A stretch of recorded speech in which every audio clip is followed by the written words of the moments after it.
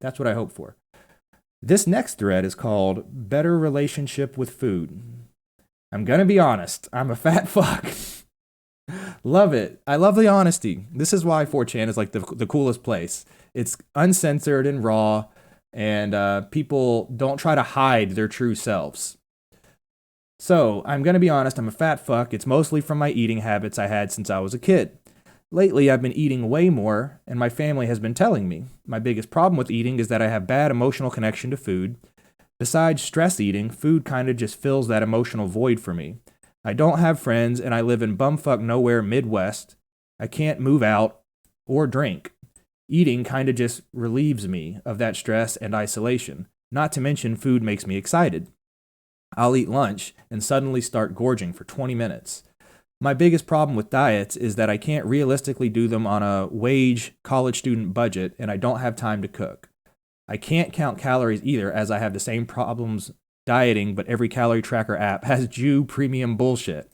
What the fuck do I do so I don't become a lard bucket? All right, we got a lot going on here, but I can definitely empathize with where this individual is in their life right now.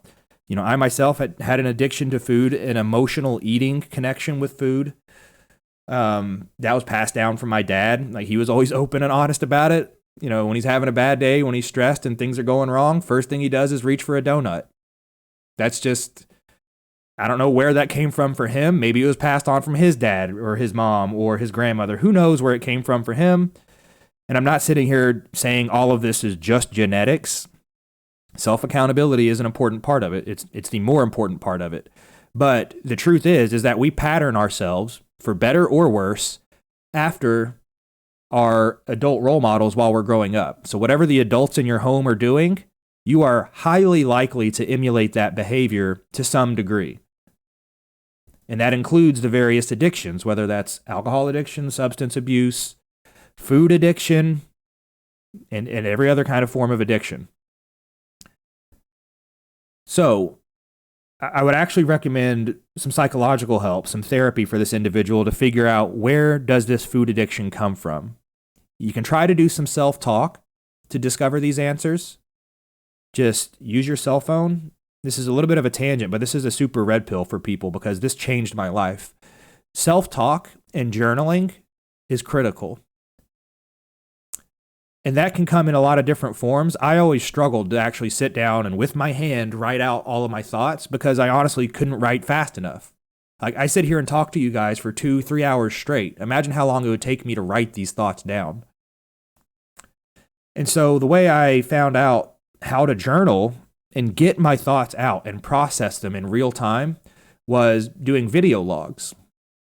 That's partially why I'm so comfortable in front of a camera now, because long before I ever did a stream, I was recording myself having conversations with myself for years beforehand. And so not only does that help you in real time, it helps you emotionally process and verbalize the feelings that you have. And you can do these thought experiments where you ask yourself a question. Where does this food addiction come from? Like, does this behavior, have I seen this in my parents? Am I getting this from some other role model? You know, go down the rabbit hole of asking yourself the questions that you've been avoiding. That will help this individual to a degree. And as mentioned, I did that through doing these video journals. Very, very helpful. Okay, so you have the psychological aspect there. Get down to the root cause. One thing I saw that stood out in here, there's a lie. This lie right here says, I can't count calories either, as I have the same problems with diets and every calorie tracker app has Jew premium bullshit. I know that's not true because I use a calorie app, a free calorie app. I use MyFitnessPal. And it is true that there are features within the app that are pay to play, but the basic features of the app and counting calories are available to all users, and I've used it for the last 8 years, and it was one of the major reasons why I was able to succeed with dieting, because I always know exactly how many calories I'm eating. In the event that MyFitnessPal is, for whatever reason, not available to this user, you could just use Google. Seriously, like, stop making excuses. You can Google the nutrition advice for one serving of whatever it is that you're trying to eat. So if you're having 8 ounces of ground beef and the label says it's 93% lean ground beef, you go to Google and you type in 93% lean ground beef nutrition info, and it'll tell you that it's 150 calories per serving, 25 grams of protein, 0 grams of carbs, a couple grams of fat. It'll tell you that. So you don't need an app. Stop making excuses. What else did he say in here that we can pick apart and try to offer some helpful perspective on?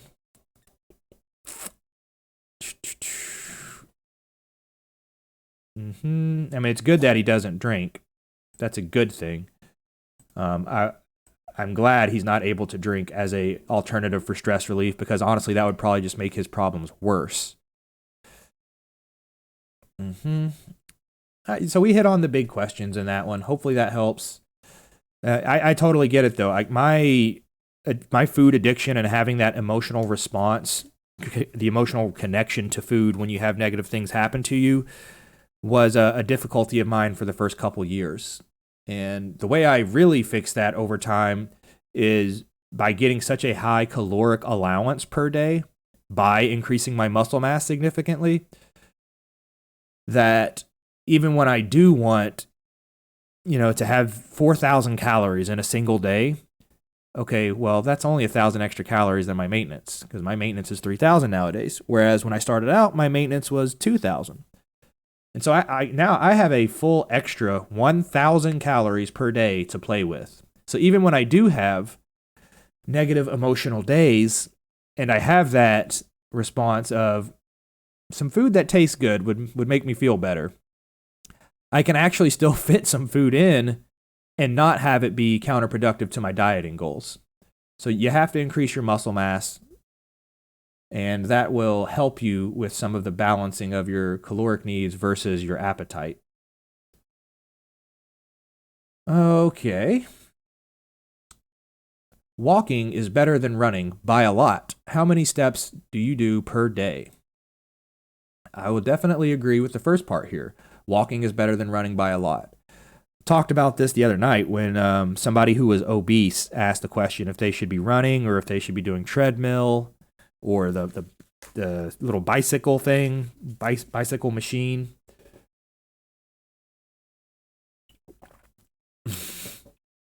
I love the second response here. I only see fat people walking.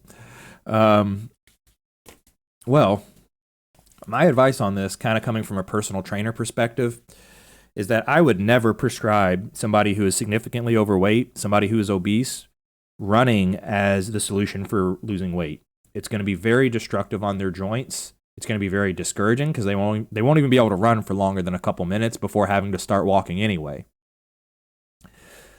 And you get shin splints and all this other joint pain, and it's such a negative experience when you go from fat, lazy, and lethargic to, oh, I'm going to clean my life up, I'm going to start running. It's such a abrupt transition on your body that it causes people to fall off the wagon within the first couple weeks, 90+% of the time. Not even exaggerating. Most people who are out of shape and they say, I'm going to start running, they fail. They do. That's just the truth. How do I know this? I was one of them. Before I actually took fitness seriously, when I was 28, when I got into all this stuff, I was your average dad bod, out of shape for those first 28 years. And there were plenty of times where I said, I ran around the block. I said, all right, I'm changing my life. I'm going to start eat better, and I'm going to run around the block every afternoon, and I'm going to lose these love handles, the man boobs. I'm going to lose all this, and I'm going to do that by running. And that never lasted more than 1 to 2 weeks. Because it's just such a negative experience. As I mentioned, it's so unenjoyable. The DOMS, the delayed onset of muscle soreness, it's just painful. So walking, on the other hand, everybody can walk. Assuming you don't have like full-on diabetes where you have cankles and you're fucking scooting around on an electronic scooter, you can walk. And walking, if you walk for 30 minutes, you actually burn like 300 calories. Whereas if you run for 30 minutes, you might burn 600 calories, but you're not going to be able to run 2 days in a row. You're going to be so fucked up after the first day, you're not going to run again that second day. Whereas you can definitely walk again that second day. So 2 days at 300 calories apiece. Okay, suddenly we've burned the same 600 calories. Shakiki in a wheelchair. Who's in a wheelchair? You in a wheelchair? Or are you just asking, what do people do who are in a wheelchair? Because there is a solution for that if you're in a wheelchair. Gymnasiums have this upper body cardio machine that you can use that gets the heart rate up, that burns calories. So longevity-wise and sustainability-wise, I've always utilized walking for my cardio, especially during my summer cuts where I have to do cardio every day for 4 months straight. 30 minutes to 60 minutes, depending on how aggressive I'm going. I get on the incline treadmill. I do it 3.5 miles per hour. So that's a walking speed. You're not jogging. You're not running. You're just walking. And I do a 15-degree incline. And that burns off like 150 calories every 10 or 12 minutes for me. So, I mean, I can shave off significant calories with each half hour of just walking. You don't need to put your body through absolute torture trying to start running and getting these shin splints and hurting your joints, which then compromises your ability to just go and lift weights. I mean, and by the way, that's actually the more important thing you need to be focused on is lifting weights. You need to be building muscle mass long term because that's the power plant that allows you to have more calories to blow every day without getting fat. The more muscle you have on your body, the more calories you're allowed to eat every day, meaning you need less cardio to stay thin. It's the long-term dividends. I would say like cardio is overtime. You know, you have a job, you work 40 hours a week, and then say, you know, you have a goal where you need to make a lot more money in a short period of time because you're going on vacation or you want to buy something that's expensive, whatever. You know, you add overtime hours to your schedule so that you can have a spike in income for your short-term goal. But nobody wants to work overtime hours every week forever. That's a miserable life. And that's what cardio is. It's overtime. Whereas the bodybuilding, the accumulation of muscle mass, that's your 9 to 5, 40-hour job. That's where you need to be focused. You can do the overtime with cardio and you will get short-term, you know, spike in returns for it. It'll shave off the fat faster, but the general, or I should say the majority of your attention, both physically and mentally, should be around your bodybuilding progress, your accumulation of muscle mass. Okay, let's see. What else do we have in the news?